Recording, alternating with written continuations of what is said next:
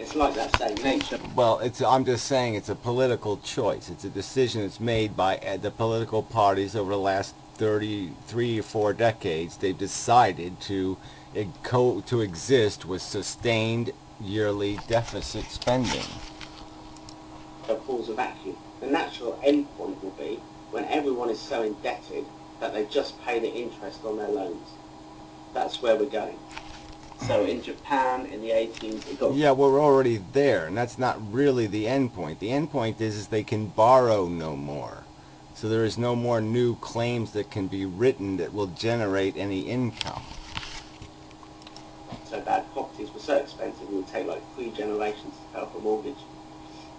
And when you hit that end point, how are you going to expand your money supply? You can't, so you get stagnation, as this pile of debt has to be paid back without further money creation. Well, again, they can't have no further money creation, so that's just not an issue. So they will borrow the money.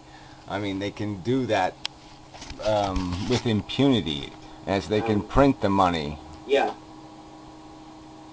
Debt is money. The money system is really important if you want to understand economics. There's a booklet, the American Central Bank, Fed, issued a booklet, I think in the 70s, Modern Money Mechanics. If you did a master's course in economics, you would... Yeah, we'll just do a logical course, okay? Just imagine the world, okay, if the federal government, the United States, if Britain, if all these countries did not deficit spend, all right? If they didn't borrow money, put that on a piece of paper and figure out whether the banking system would have worked. All right, you'll figure out that the real problem is the creation of debt. The fact that the people themselves borrowed beyond their capacity to pay it back. They were sold a contract they can't pay back. Unsustainable, like a credit card.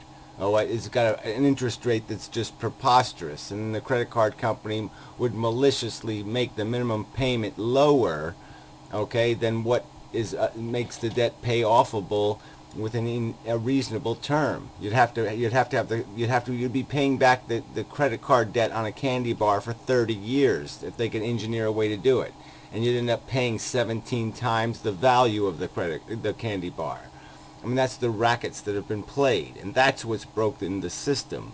But the system wasn't broken by itself. The nature of the system isn't broken.